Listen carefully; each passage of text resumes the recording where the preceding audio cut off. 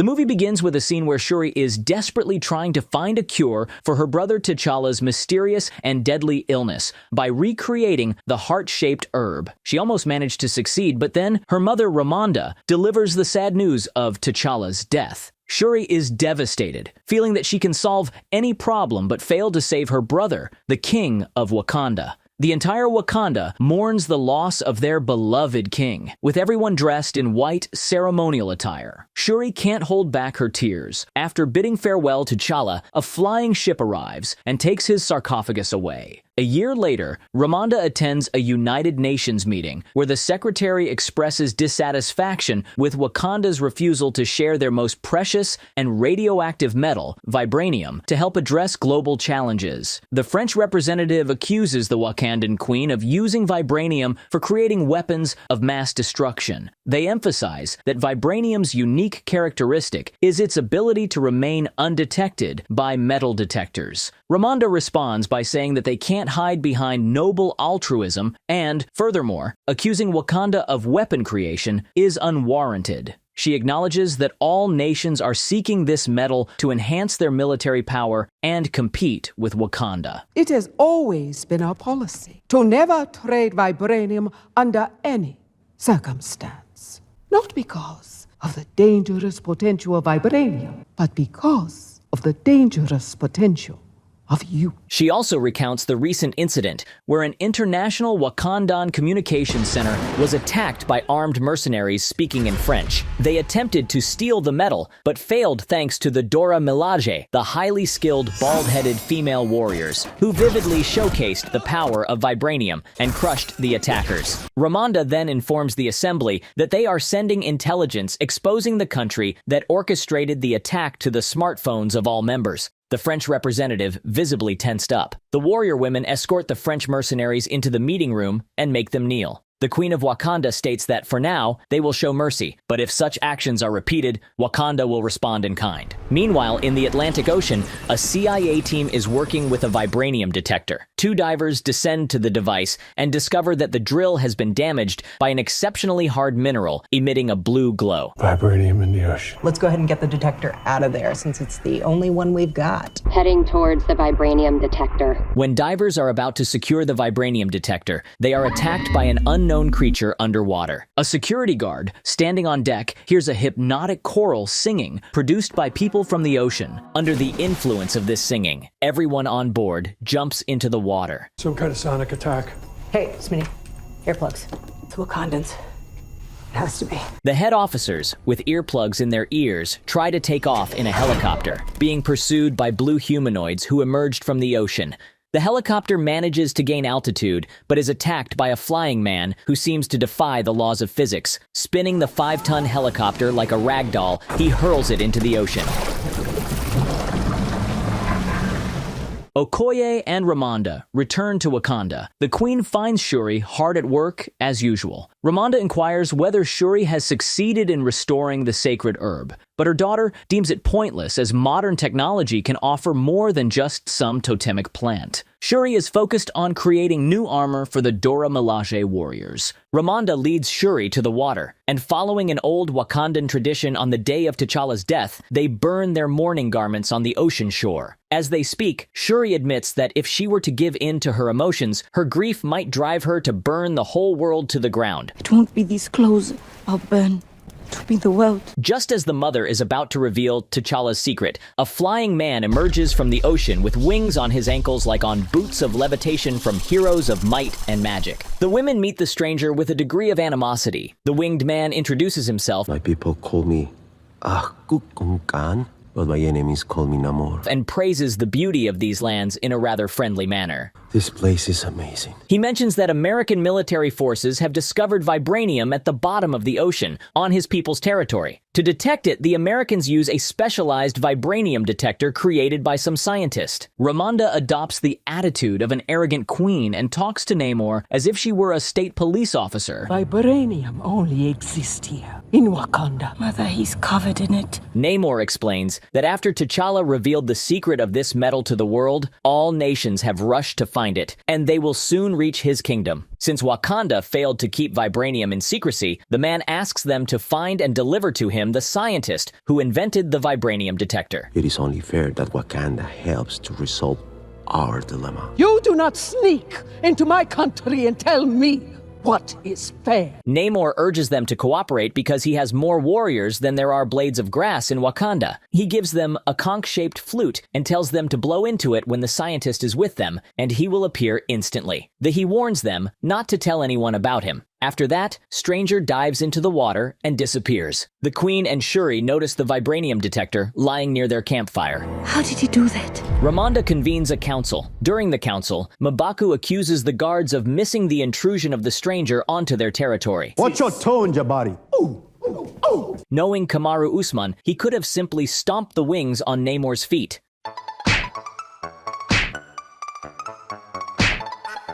The elders want to hand over the scientist to Namor, as they are afraid of facing an enemy who possesses vibranium, and that's without the Black Panther. The Queen sends Okoye on a mission to America to retrieve the scientist. Okoye asks to take Shuri with her. Ramonda is afraid of losing her daughter as well, but the warrior promises that she can protect her. The next day, in Virginia, Bilbo Baggins goes for a morning run while listening to Red Hot Chili Peppers on his headphones. Ross informs Shuri that the CIA holds Wakanda responsible for the attack on the ship in the Atlantic Ocean. Shuri promises that they will keep the scientist out of harm and learns from him that the inventor of the detector device is a student at the Massachusetts Institute of Technology named Riri Williams. You gotta be fast. The U.S. needs another machine, and this kid is the only person in the world who knows how to build one. So they're coming for her. A kid? The Wakandans arrive at her dormitory and try to convince her to come to Wakanda. I'm here by the vibranium detector that you built for the CIA. Nah, I ain't built no detector for no CIA. I made that for my metallurgy class. A school project? Yeah. Despite recognizing Princess Shuri, the student initially refuses. However, when she realizes that a winged, half-naked Mexican man from the ocean is trying to kill her, Riri eventually agrees. Before their trip, they visit the student's garage to retrieve some drawings. The design for the machine is on that laptop. Yeah. And you just leave it on a desk in a car garage. I got 2065 byte encryption on that thing. That's impressive. There, the girls discover that the student has created an armored suit using Stark's technology, among other interesting items they find there, including her late father's Ferrari. Somehow, the FBI tracks them down, and the building is surrounded. 3 girls make their escape separately. General Okoye drives a Ferrari, Shuri rides a motorcycle, and Riri takes to the air in her Iron Man suit. Oh, she got an Iron Man suit! Stay where you are! Riri ascends to a high altitude and takes down a surveillance drone, but she loses consciousness due to oxygen depletion and plummets towards the water, resembling a familiar scenario. Just a fraction of a second before the impact, Riri regains consciousness and resumes her flight. The drone falls onto the police cars, clearing the way for the protagonists. Riri is ensnared by some kind of cable and crashes onto the road at full speed. Shuri and Okoye are thrown away by an aqua bomb explosion, and the princess loses consciousness from the impact. The blue people emerge from the water on a killer whale, and General Okoye engages them in battle. Delivering fatal blows, she deals with 3 warriors before clashing with the underwater general. He orders his people to stand up and deal with the arriving police officers, and surprisingly, they just follow the order and charge. During the battle, the blue general defeats the black general, and with an aqua bomb explosion, hurls her into the water. Shuri regains consciousness, and after revealing her identity, requests an audience with their leader. Princess of Wakanda, I demand that you take me to Namor. Do not bring harm to this girl. The water dwellers take her and Riri to their kingdom. The next morning, Ross arrives at the crime scene and meets his ex-wife, Valentina Allegra de Fontaine, who now holds the position of CIA director. She's inclined to believe that the Wakandans are behind this. Ross finds Shuri's smart beads and secretly pockets them. Okoye returns to Wakanda, reports everything, I struck down 3 of them with blows that should have killed them, but they rose again. and requests to be sent in search of the princess. However, the queen, in a fit of arrogance and anger, makes a foolish decision. For all the years of loyal service to Wakanda and her efforts to save Shuri, Okoye is stripped of her general title and shamefully discharged from duty for failing to keep her promise to protect the princess. It seems like an example to others, a reminder that putting oneself on the line for Wakanda may lead to disgraceful dismissal at the first misstep. The elders implore the queen not to act hastily. Perhaps we are being too hasty. She raised a spear against her own husband for Wakanda. Where is her treacherous husband now? But in a place where she can visit, if she wished. Mine! It's with the ancestors! The Queen visits Shuri's lab and communicates through her smart beads. Ross answers the call. The Hobbit informs her that the CIA suspects Wakanda's involvement in the incidents. However, since Namor demanded that Ramonda keep his identity a secret, the Queen hesitates to tell Ross about the Atlanteans. I am afraid there is a new world power at play. A country that's already on our radar, or you mean someone else? That is all I can say for now. Ramonda travels to Haiti, where she finds Nakia, who now works as the director of a local school. She asks her, as a former spy, to find and rescue Shuri. I need someone who can find where she is being held and rescue her. Who on earth would risk war with Wakanda?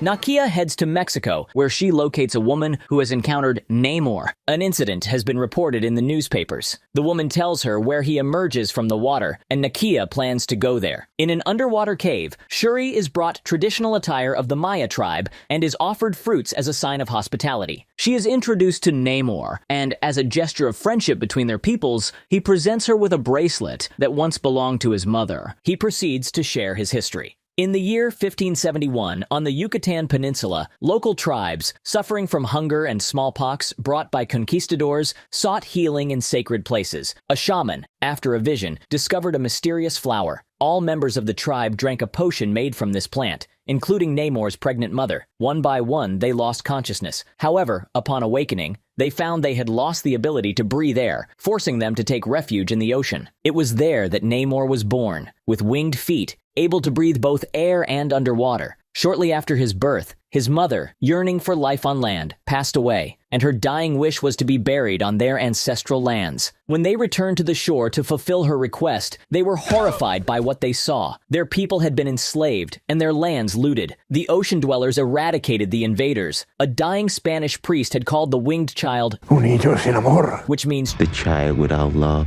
Namor chose to keep this name, as he indeed felt no love for the surface world. Namor refuses to hand over the student, as it poses a significant risk to him. Shuri then requests to see his kingdom. I'd love to see your nation.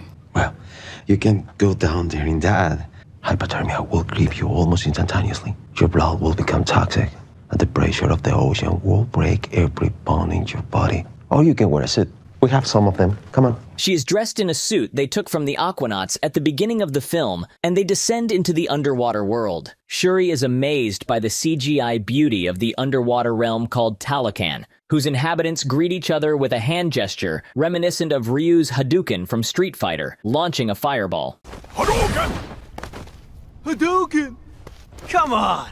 It's beautiful. It's made of vibranium. Yes, in the depths of the ocean, I brought the sun to my people. I know you wished me to spare the life of the scientists, but now you see what I have to protect. Meanwhile, Nakia prepares for a rescue mission. She has detected a signal from Shuri's earrings in a cave at a depth of 140 meters. Ramonda says that she will blow into Namor's flute to lure him out while she rescues Shuri. How would you like me to proceed? Retrieve the princess by any means necessary. I will attempt to draw Namor out. Namor tells Shuri that the bracelet of his mother is made from a plant that saved his people. During their conversation, both stand their ground. Shuri doesn't want the student to be killed, and Namor refuses to let her go. He even proposes an alliance to take down the surface world, which is relentlessly seeking to seize vibranium. Without an alliance, he would be forced to attack Wakanda as well. Then he heads off at the call of his flute. I heard you that night with your mother at the river. You said you wanted to burn the world. Let us burn it together. Namor informs the Queen that Shuri is safe, and she is in Talokan of her own volition. However, Ramonda continues her act of unprecedented and foolish stubbornness. She requested to be taken to Talokan. What can I offer in exchange? Nothing. The Queen warns that if her daughter and the student are not returned, she will reveal the existence of the underwater civilization to the Americans. To this, Namor finally loses his composure and responds. If you tell the Americans about us, if you try to find us, or if I discover a single Wakanda ship in the ocean, I will kill the princess. I will come to Wakanda. I will find you. And I will kill you. In the meantime, Nakia infiltrates the cave, eliminating the guards. Shuri attempts to save a wounded subject of Namor, Give me your beads, I can save her! We have to go! but Nakia persuades her to escape quickly. A relieved Ramonda embraces her daughter. Did they hurt you? No. No. However, Shuri seemingly fails to inform her mother that her actions have constituted an act of hostility that will undoubtedly lead to an invasion. Namor enters the cave and discovers a dying subject who informs him that the Wakandans have invaded their realm. Enraged, Namor gathers his forces. In Wakanda, Nakia and Okoye discuss T'Challa's death when they suddenly notice a flood, after which a battle begins. Yeah, under attack. Both sides suffer losses during the fight. Shuri, in a flying ship, unsuccessfully attempts to attack Namor. Shit, he's too fast. He's even faster in the water. Eventually, he flies to the palace and throws his aqua bombs, flooding the throne room. Ramonda manages to save the student, but loses her life. Shuri arrives, and Namor tells her that the throne is now hers, and she must make the right decisions. He then departs. While the Queen's funeral takes place in Wakanda, in the United States, Valentina arrests Ross for secretly leaking information to the Wakandans. What about the beads? What? The beads. I had them bugged before you ever even got there. The Wakandans saved my life. They're good people. You ever thought for a second what they could be doing? Ever thought what we would be doing if the US was the only country in the world with vibranium? I actually dream about that. Val, please. It's Director Desfontaine. Shuri completes her armor for the Dora Milaje, and the student Riri creates her own armor, which rivals the power of Tony Stark's. Shuri extracts plant cells from the gifted bracelet, combines them with her brother's DNA, and recreates the sacred flower of the Black Panther. After drinking the potion made from this flower, she enters a deep sleep, hoping to see one of her ancestors. To her disappointment, she encounters Killmonger in her vision. He explains that he came to her because she shares the same feelings he once had: hatred and a thirst for vengeance. Upon awakening, Shuri refuses to reveal who appeared in her dream and angrily shouts that her ancestors abandoned her. She strikes a dummy, sending it flying like a volleyball, indicating that the potion has had its effect. Can I get some of that too? In a council meeting, the Jabari tribe discusses their plan for further action when a flying ship appears overhead, and a Black Panther makes a superhero landing. M'Baku, having decided to cosplay Devin Larratt, tests her strength in arm wrestling. He realizes she's using steroids and remarks that the darn woman has indeed brought the Black Panther back to the people. She gathers all the warriors and heads out on an attack, having formulated a plan to weaken Namor by dehydrating him. The people of Talokan spot another vibranium detector signal and head toward its source. However, it turns out to be a trap set by the Wakandans to lure them out of the water. The battle between Namor's people and the Wakandans unfolds on a ship and in the water, while Namor himself fights Riri, who's in her Ironheart suit, in the air. She manages to shoot him down, and a Wakandan flying ship catches him during the fall. Shuri leaps into the same ship, and microwaves inside start roasting Namor like a Thanksgiving turkey. Namor attempts to break the ship. Then he's forced to fight with Shuri. The princess orders the autopilot to head for the desert. Unfortunately, the ship crashes on the shore, and Shuri continues her fight with Namor on land. She clips his wings to prevent him from escaping to the ocean. In the heat of battle, Namor fatally wounds Shuri by impaling her with a spear, but she survives. Her suit regenerates her wound, and she activates the ship's thrusters, toasting Namor to a crispy crust. Shuri is about to deliver the finishing blow when she has a vision of her mother, who appeals to her mercy and asks her to show compassion from Wakanda to Namor. Meanwhile, on the warship, Talokan warriors overwhelm the Wakandans, cornering them. At that moment, a flying ship arrives with the leaders of both civilizations on board, and Namor orders his warriors to retreat. All survivors safely return home. Shuri recreates the Garden of Sacred Flowers and gifts Riri her father's restored Ferrari. Namor tells his sister that they will not attack the surface world, and Wakanda is now their ally. If the surface world invades their kingdom, Wakanda will come to their aid. While Ross is being convoyed to a detention facility, Okoye attacks the vehicle and frees him. Shuri arrives in Haiti with Nakia, who introduces her to her and T'Challa's son, a nephew of Shuri. Shuri smiles, realizing that her brother's legacy lives on in the young boy.